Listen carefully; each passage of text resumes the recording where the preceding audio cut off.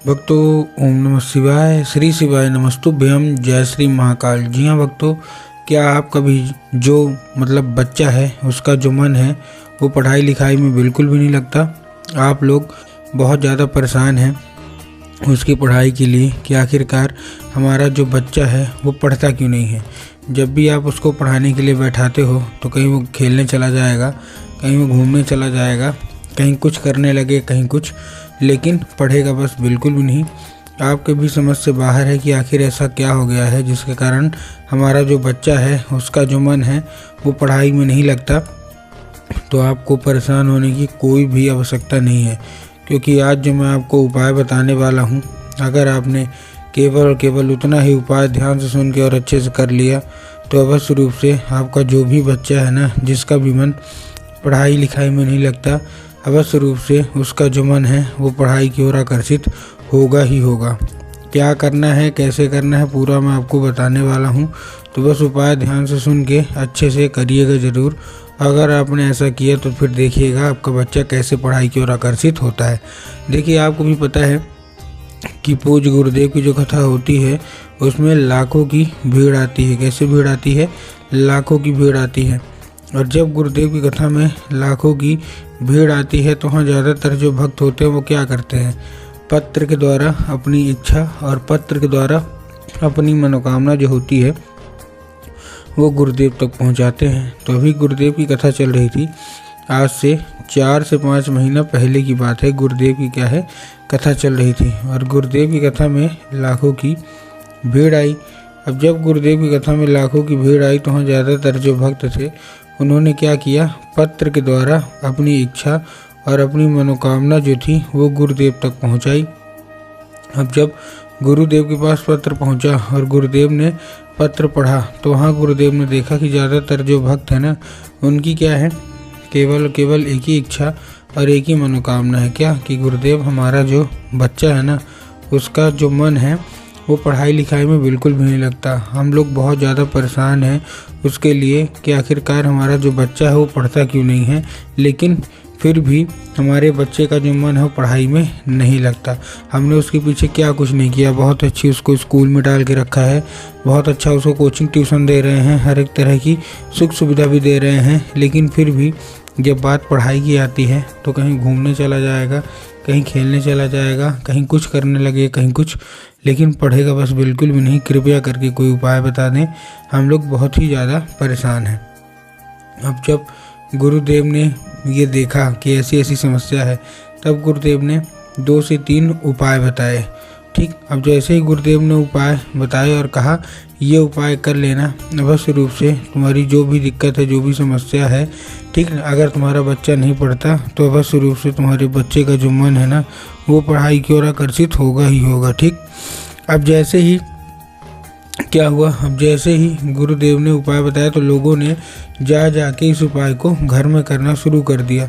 अब जैसे ही लोगों ने जा के इस उपाय को घर में करना शुरू कर दिया, वही लोग गुरुदेव की कथा में मात्र 1 से 1.5 महीने के बाद वापस आए। अब जब वही लोग गुरुदेव की कथा में वापस आए तो उन्होंने क्या किया, फिर से एक बार गुरुदेव को पत्र लिखा। लेकिन ये वाला जो पत्र था ना, ये गुरुदेव को धन्यवाद के रूप में पत्र था कि गुरुदेव धन्य हो आपका, आपके द्वारा बताया गया उपाय हमने कर लिया है, हमारी सारी इच्छा, सारी मनोकामना पूरी हो गई है, आपका कोटि कोटि धन्यवाद।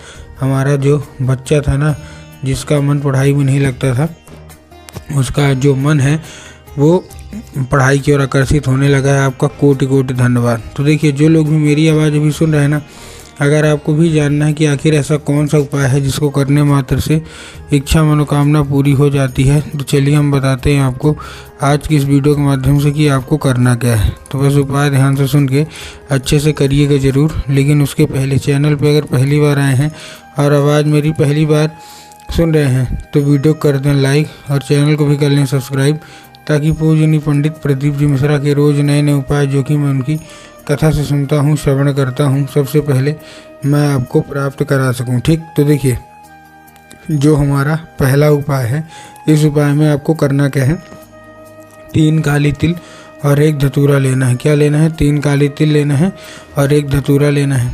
अब देखिए, काली तिल और काली मिर्च में ना बहुत सारे लोग कंफ्यूज होते हैं कि काली तिल क्या है, काली मिर्च क्या है हमको थोड़ा साफ साफ बताओ। तब गुरुदेव ने साफ साफ बताया है कि आपको क्या लेना है, केवल और केवल आपको लेना है काली तिल, साथ में एक धतूरा। ठीक, ले लिया। अब लेने के बाद आपको करना क्या है, अपने बच्चे के हाथ में देके उसको भेज दीजिए कहाँ, सीधा सीधा शिव मंदिर। अब जैसे ही आपका बच्चा शिव मंदिर पहुँचेगा, शिव मंदिर पहुँचने के बाद उसको बोलिएगा कि दक्षिण दिशा में खड़ा हो जाए और उत्तर की ओर अपना चेहरा कर ले।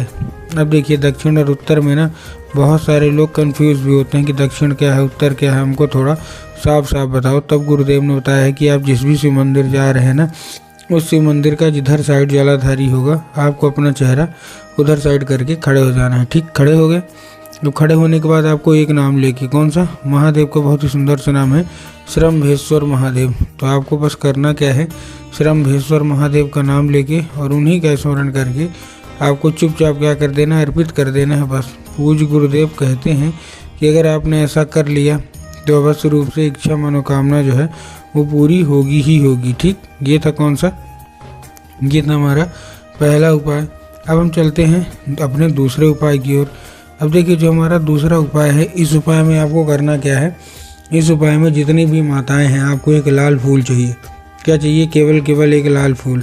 लाल फूल आपने ले लिया। अब लाल फूल लेने के बाद आपको करना क्या है, जैसे आपने लाल फूल लिया, आपके घर में माता सरस्वती की फोटो या मूर्ति होना अति अनिवार्य है इस उपाय को करने के लिए। ठीक, अगर आपके घर में माता सरस्वती की फ़ोटो या मूर्ति है तब तो अच्छी बात है, लेकिन अगर नहीं है तो आपको बाज़ार जाना है, माता सरस्वती की फ़ोटो लाना है और अपने घर में उनको स्थान देना है। ठीक, दे दिया। स्थान देने के बाद आपको करना क्या है, शाम के वक्त में जब आपके घर में पूजा पाठ होती है तो उसको स्थान, वो जो लाल फूल है वो माता सरस्वती को अर्पित करना है और माता से उसको औषधि के रूप में मांगना है कि माता कृपया करके हमको इसको औषधि के रूप में प्रदान करिए।